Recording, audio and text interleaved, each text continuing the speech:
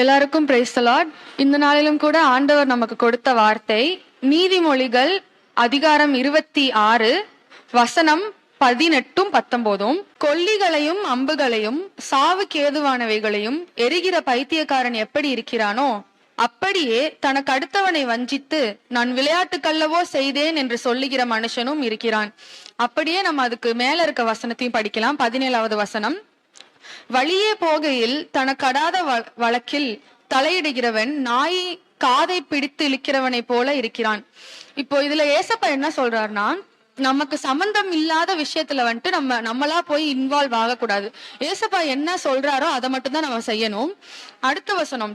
இப்ப எப்படி நமக்கு அவங்களுக்கு கூட ஃபைட்டே இருக்காது, ஆனாலும் நம்ம தேவையில்லாம போய் கொல்லிகளையோ இல்ல அம்புகளையோ அவங்களுக்கு சாவுக்கு ஏதுவானதே நம்ம செய்யறோம்னா நம்மள எல்லாரும் என்ன சொல்லுவாங்க, பைத்தியக்காரன்னு சொல்லுவாங்க.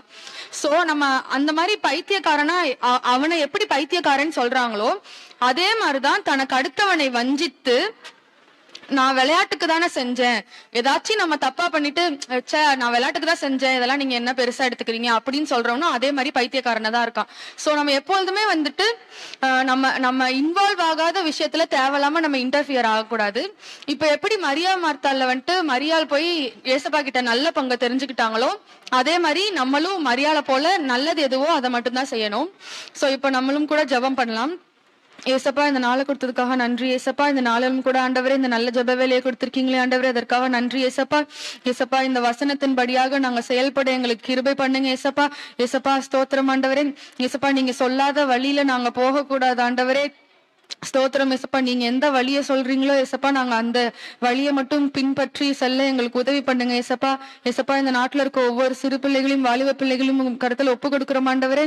ஏசப்பா, உமது நாமத்துக்கு ஆண்டவரை கீழ்ப்படிந்து நடக்க நீங்க உதவி பண்ணுங்க தகப்பனே. இந்த எளிய ஜெபத்தை இயேசுவின் நாமத்தில் எடுக்கிறோம் எங்கள் ஜீவனுள்ள நல்ல பிதாவே, ஆமென்.